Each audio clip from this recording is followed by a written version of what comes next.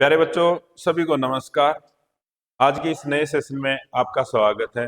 तो दोस्तों, जैसे एचपीएससी ने अपने इंटरव्यू शुरू किए हुए हैं, तो आज जो इंटरव्यू था वो पोल साइंस के साथियों का था, जिनका पोल साइंस सब्जेक्ट है। तो उनका आज इंटरव्यू था। तो मेरी कई साथियों से बात हुई, उनसे मैंने पूछा, जो हमारे छात्र भी थे, तो बताइए कि आज के जो क्वेश्चनिंग रही वो कैसी रही। तो सब्जेक्ट से कितना पूछा जा रहा था, जर्नल जो दूसरा पार्ट है उससे कितना क्वेश्चन पूछे जा रहे थे। तो दोस्तों, ये सारी चीजें मैंने उनके साथ डिस्कस की है। इसके बाद वो जो रिजल्ट निकल के आया, जो क्वेश्चन निकल के आए, आज मैं वो आपके साथ डिस्कस करने जा रहा हूँ। तो आपने भी अपने आप को उसी तरह से तैयार करके जाना है। जरूरी नहीं कि ये क्वेश्चन भी आपसे पूछे जाएंगे इस तरह के, लेकिन इससे एक आइडिया हो जाएगा आपको अपने आप को तैयार करने का। ठीक है, तो आज के इस सेशन के अंदर हम डिस्कस करते हैं इन्हीं क्वेश्चंस को जो आज पूछे गए हैं। आप भी इनको नोट कर लेना, कॉपी पेन साथ लेके बैठना, और किसी को पीडीएफ चाहिए तो वो मेरे को मैसेज भी कर सकते हैं। तो दोस्तों, आप लोगों ने पहला ही क्वेश्चन मैं अगर आपसे करूं कि आपने किस चीज के लिए अप्लाई किया है, तो आपका आंसर होगा, सर हमने पीजीटी के लिए अप्लाई किया है। और पीजीटी के लिए जो क्वालिफिकेशन होती है वो आपकी मास्टर डिग्री होनी चाहिए और साथ में बीएड होनी चाहिए। तो एक साथी से हमारे से यही क्वेश्चन किया गया कि आपने जो मास्टर डिग्री की है, यानी आपने जो एमए की है, आप लोग आगे जाओगे, आपने एमएससी कर रखी है, जो साइंस के स्टूडेंट हैं, तो यहाँ पे पोल साइंस का था तो उन्होंने एमए कर रखी थी। तो उनसे दोस्तों जो क्वेश्चन किया गया ये था कि आपकी जो मास्टर डिग्री के अंदर जो सब्जेक्ट्स थे ना, वो बताइए, उनके बारे में बताइए। तो दोस्तों, जो भी आपकी मास्टर डिग्री के अंदर सब्जेक्ट है आपके, आपने एमएससी की है, एमए किया है, फर्स्ट ईयर और सेकंड ईयर, या फिर आपके सेमेस्टर वाइज जो एग्जाम हुए हैं उनके अंदर जो आपके सब्जेक्ट्स रहे हैं, उनसे क्वेश्चन उन्होंने पूछा। और सब्जेक्ट में जो सब्जेक्ट है उससे भी, अगर भाई ये पेपर था तो इस पेपर का में क्या क्या चीजें थी, तो इस तरह से भी क्वेश्चन आपसे पूछे गए हैं। तो आपने क्या करना है, आपने जो मास्टर डिग्री की है, मास्टर डिग्री के अंदर जो आपके पेपर थे, ठीक है, यानी जो भी आपके पेपर थे उन पेपर के बारे में आपने तैयार करके जाना है। ठीक है, उसके बाद दूसरा जो था, जब हम बीएड करते हैं, बैचलर ऑफ एजुकेशन करते हैं, तो उसमें भी बीएड में भी देखो कुछ सब्जेक्ट तो होते हैं कॉमन, वो चाहे किसी भी सब्जेक्ट वाला बीएड करे वो उसी के होते हैं। उसके बाद आ जाते हैं कुछ जिनको हम ये कहते हैं टीचिंग सब्जेक्ट। जैसे भाई मैथ, जो जिसने बीएससी की है, बीएड और बीएससी की है और वो बीएड करता है, तो उसके टीचिंग सब्जेक्ट आमतौर पर यही रहते हैं, मैथ साइंस हो जाएगा। जो एसएस, जिसने आर्ट्स के सब्जेक्ट के साथ ग्रेजुएशन की है, उसके टीचिंग सब्जेक्ट एक तो टीजीटी एसएस हो जाता है और टीजीटी इंग्लिश हो जाएगा या हिंदी। तो उन्होंने ये पूछा कि एक तो जो कॉमन जो होते हैं सभी के वो, और एक आपने के जो इसमें टीचिंग सब्जेक्ट रहे ना बीएड के अंदर, उनके बारे में बताइए। तो आप एक बार देख लेना, जो आपके बीएड के अंदर जो सब्जेक्ट होते हैं, जैसे स्कूल मैनेजमेंट होता है, साइकोलॉजी होता है, तो इस तरह से ये आपके सब्जेक्ट होते हैं। बाकी जो आपके टीचिंग सब्जेक्ट रहे हैं तो उनके बारे में आप देख लेना। उसके बाद एक क्वेश्चन आया कि आप टीचर क्यों बनना चाहते हैं। तो दोस्तों, ये चीज मैंने आपको पहले भी डिस्कस की थी कि भाई आप एक अध्यापक बनने जा रहे हैं, तो ये क्वेश्चन तो हो ही सकता है कि आपसे कि बताइए कि आप अध्यापक क्यों बनना चाहते हो। आप पुलिस में भी जा सकते थे, दूसरी भी बहुत सारी जॉब है, सर्विसेज है, उनमें भी जा सकते थे। तो इसके लिए भी आप अपना आंसर तैयार करना। ये जो चीजें हैं ना, इनमें से जैसे इसी क्वेश्चन का आप टीचर क्यों बनना चाहते हैं, तो ये चीजें हम नेक्स्ट उस क्लास के अंदर डिस्कस करेंगे। वैसे मैं आपको बता ही देता हूँ।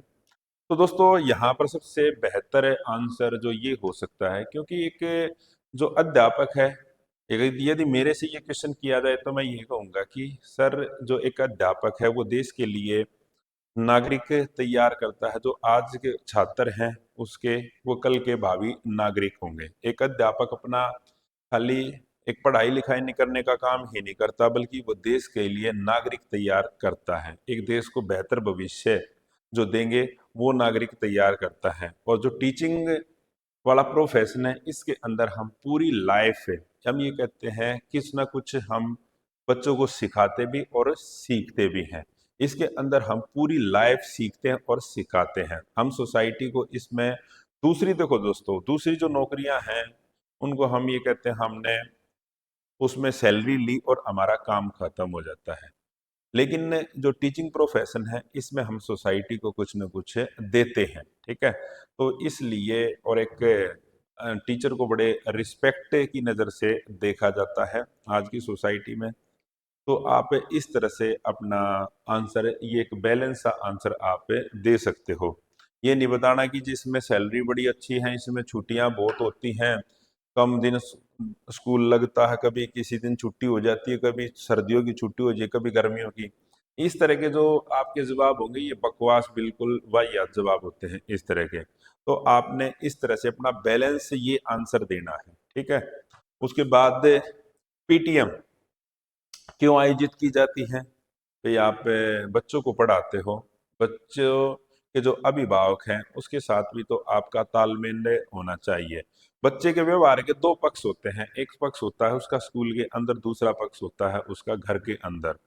और एक टीचिंग लर्निंग जो प्रोसेस है आपकी क्लास का जब बेहतर चलेगा, जब आपको अपने प्रत्येक विद्यार्थी के बारे में ये पता हो कि ये स्कूल के अंदर तो ठीक है, ये बाहर, स्कूल से बाहर घर पे भी इसका किस तरह का व्यवहार रहता है।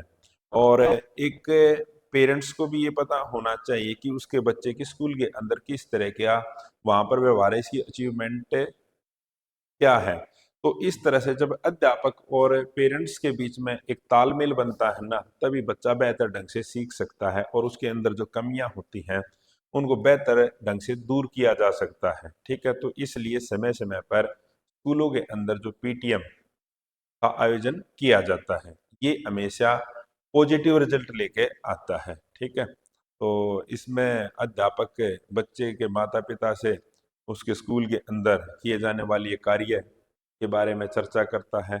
और यदि बच्चों के से रिलेटेड कोई भी अभिभावकों को कोई समस्या होती है स्कूल मैनेजमेंट से रिगार्डिंग या दूसरे किसी अध्यापक से, वो भी अपना पक्ष वहां पर रख सकते हैं। तो इस तरह से पीटीएम एक बेहतर चीज होती है बच्चे को आगे ले जाने के लिए। एक अच्छे टीचर के गुण बताइए, ठीक है, ये भी क्वेश्चन किया जा रहा है। इसका आंसर आप मेरे को मैसेज में लिखना कि एक बेहतर टीचर के गुण कौन क्या क्या होते हैं। अब जैसे दोस्तों ये एसएससी का क्वेश्चन किया गया वहां पर एक स्टूडेंट से, उससे पूछा गया कि आप क्या करते हो। वो अब फिलहाल हरियाणा गवर्नमेंट के अंदर ही प्राइमरी के प्राइमरी टीचर के तौर पर वर्किंग है। तो उससे पूछा गया कि एसएससी के बारे में बताइए, आप सर्व शिक्षा अभियान के बारे में बताइए। तो सर्व शिक्षा जो भी साथी हैं जो, तो उनको ये पता होना चाहिए, क्योंकि सर्व शिक्षा अभियान की जो शुरुआत की गई थी ये सन 2000 के अंदर शुरुआत की गई थी, सर्व शिक्षा अभियान। इसमें यह था कि शिक्षा है ना जो, वो उसको सार्वभौमिकरण करना है, यानी प्राइमरी एजुकेशन है वो तब तक पहुंचे। इसमें बहुत सारे जो पहलू थे उनके बारे में मैं नेक्स्ट क्लास के अंदर डिस्कस करूंगा। इसके लिए मैं एक स्पेशल क्लास लेके आऊंगा, क्योंकि अब तक हमने इस चीज को डिस्कस नहीं किया है एसएससी को। तो उसके बाद दोस्तों ये इस तरह के जैसे क्वेश्चन आप लोगों से किए गए हैं। तो ये आज एक ही छात्र से बात हुई थी, तो मैंने आप लोगों को ये उससे पूछे गए जो क्वेश्चन है, हाँ, ये आपको बताया है। तो दूसरा दोस्तों जो क्वेश्चन किए गए, एक जैसे हरियाणा विधानसभा के जो चुनाव हुए, यहाँ पर जो भी मिनिस्टर बने हैं, एजुकेशन मिनिस्टर कौन है, हमारे होम मिनिस्टर कौन है, और अभी कौन सी विधानसभा के चुनाव हुए थे, विधानसभा का चुनाव क्यों होता है, ये इस तरह के भी क्वेश्चन आप लोगों से वहां पर किए जाएंगे। तो आज के इस क्लास के अंदर इतना ही। जल्द ही मैं दूसरे जो साथियों से जो क्वेश्चन किए गए हैं वो भी आपके साथ डिस्कस करने जाऊंगा, डिस्कस करके कर दूंगा मैं आपको। तो दोस्तों हमने जो पीजीटी के सभी तरह के जो बैचेज हैं यहाँ पर चलाए गए हैं, तो आप इनको जो भी सब्जेक्ट है आपका उसके लिए तैयारी करना चाहो तो आप हमसे जुड़कर तैयारी कर सकते हैं। और हमारे यहाँ पर दूसरा जो एग्ज़ाम है जैसे सीईटी का, इस तरह के भी बैच चले हुए हैं। तो आज के इस सेशन के अंदर इतना ही। यदि आपको हमारे इंस्टीट्यूट से जुड़ना है तो आप 9996406888 पर कॉल कर सकते हो। और हमारी जो ऐप है एडू चाणक्यन, प्ले स्टोर से आप डाउनलोड कर सकते हो। तो आज की क्लास के अंदर दोस्तों इतना ही। मिलते हैं नेक्स्ट क्लास के अंदर जल्द ही। जय हिंद, जय भारत, जय हरियाणा।